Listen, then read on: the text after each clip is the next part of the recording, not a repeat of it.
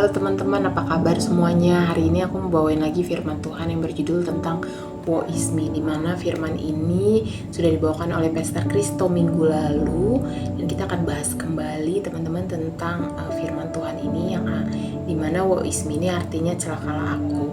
Apa yang dimaksud dengan firman ini teman-teman? Kita akan bahas kembali sesuai dengan tema kita, yaitu Kingdom Encounter.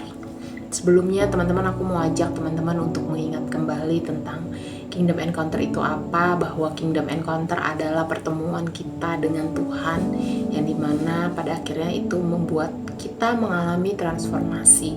Tetapi apa yang dikatakan Pastor Kristo minggu lalu tentang Kingdom Encounter juga adalah bagaimana kita bertemu dengan kuasa dari Sang Raja itu sendiri, yang pada akhirnya kita harus mengalami kesadaran penuh bahwa ketika kita bertemu dengan kuasanya, dia adalah seorang raja yang berkuasa dan kita harus tunduk teman-teman.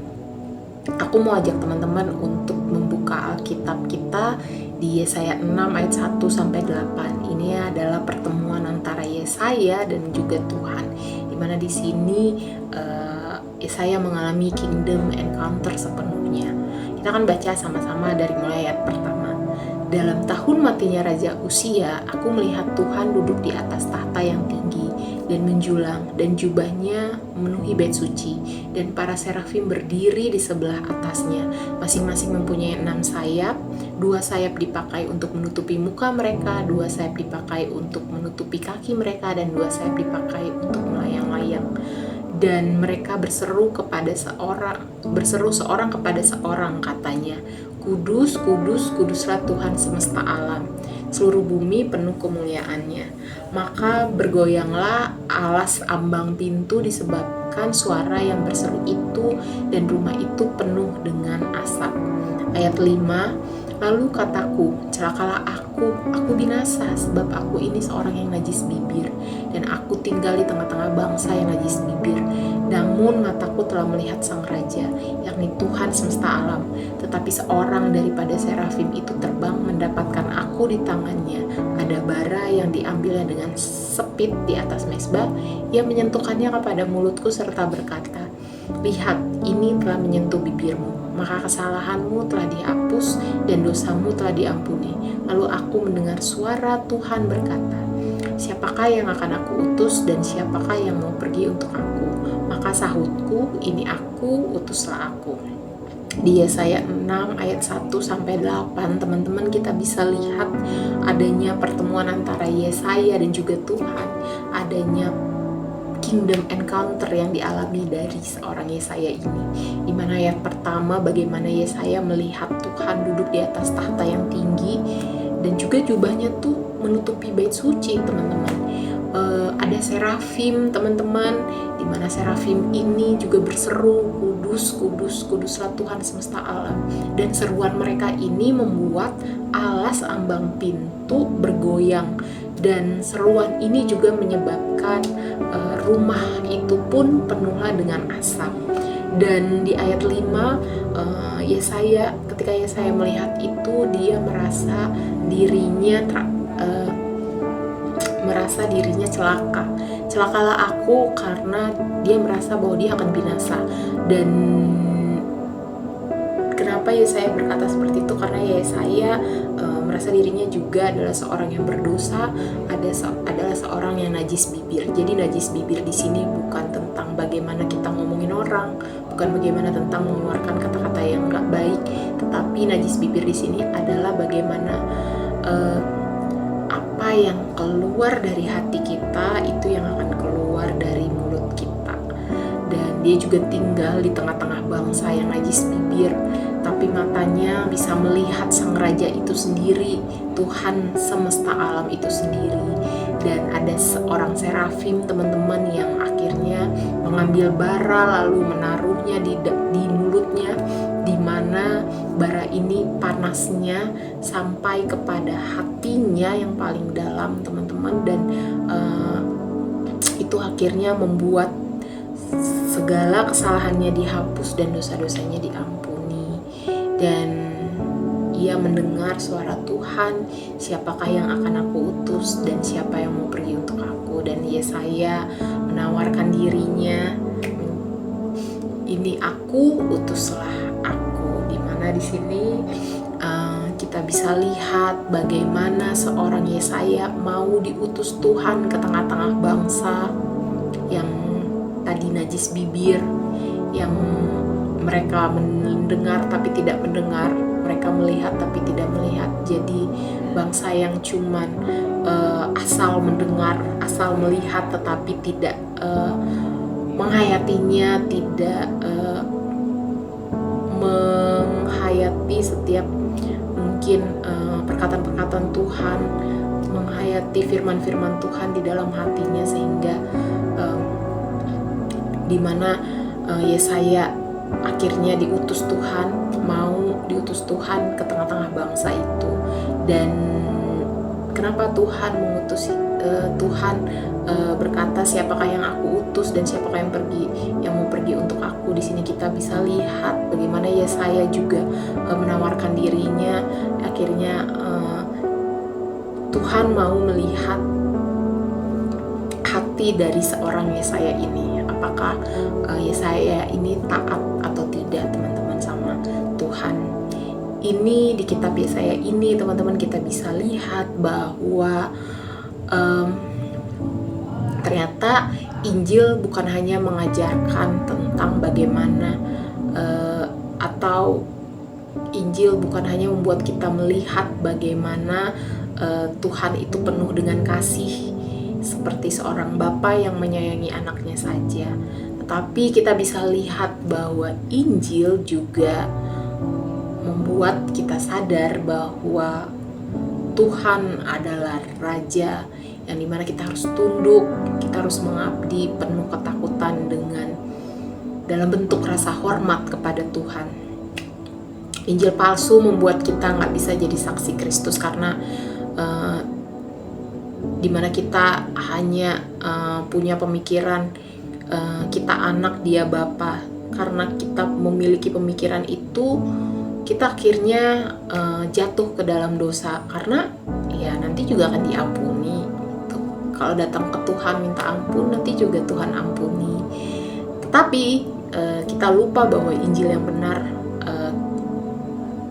adalah Injil di mana kita juga harus tunduk dan takut sama Tuhan yang penuh dengan kemuliaan itu, teman-teman. Ini ada encounter, teman-teman, yang dimana tidak mengalami kingdomnya, ciri-ciri yang hanya mengalami encounternya saja.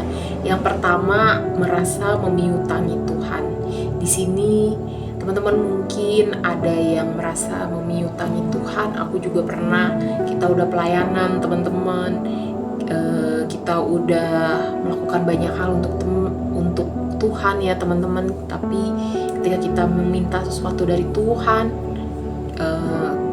kita tagih janjinya Tuhan, tapi Tuhan gak lakukan itu buat kita marah. Lalu yang kedua, melayani diri sendiri. Pelayanan fokusnya ke diri sendiri. Apa yang kita lakukan bukan fokusnya ke Tuhan, tetapi ke diri sendiri. Lalu ada hyper grace, di mana di sini kita hanya fokus sama kasih karunia Tuhan aja, nggak fokus sama pertobatan.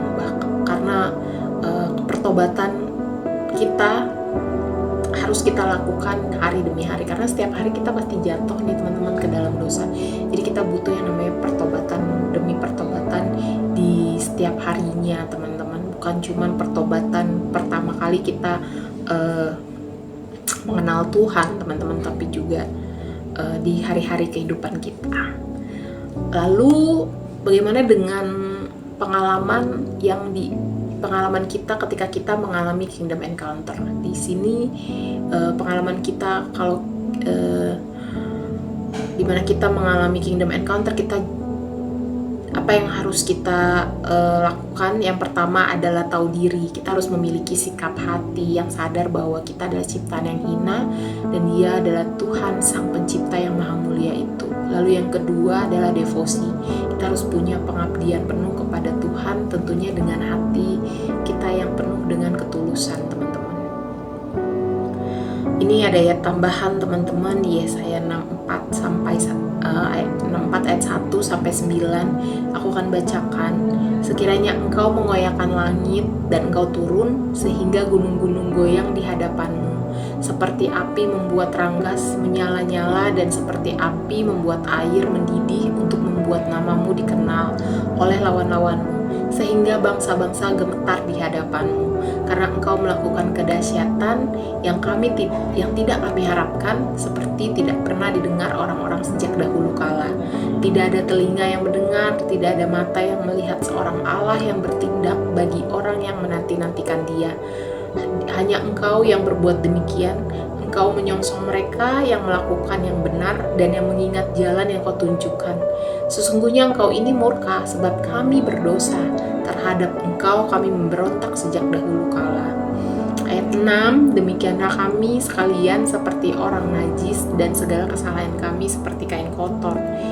Kami sekalian menjadi layu seperti daun dan kami lenyap oleh kejahatan kami seperti daun dilenyapkan oleh angin. Tidak ada yang memanggil namamu atau yang bangkit untuk berperang kepadamu. Sebab engkau menyembunyikan wajahmu terhadap kami dan menyerahkan kami ke dalam kekuasaan dosa kami. Tapi sekarang ya Tuhan, Engkaulah Raja Bapa kami. Kamilah tanah liat dan Engkau membentuk kami. Dan kami sekalian adalah buatan tangan-Mu. Ya Tuhan, janganlah murka amat sangat dan janganlah mengingat-ingat dosa untuk seterusnya. Sesungguhnya pandanglah kiranya kami sekalian adalah umat-Mu. Di Yesaya 64 ayat 1 sampai 9 ini kita bisa ambil teman-teman. Yang pertama adalah Dia hadir karena kita. Tuhan hadir untuk kita karena kita. Karena kasihnya kepada kita. Tapi kita juga tidak boleh lupa bahwa Dia juga layak untuk kita takuti.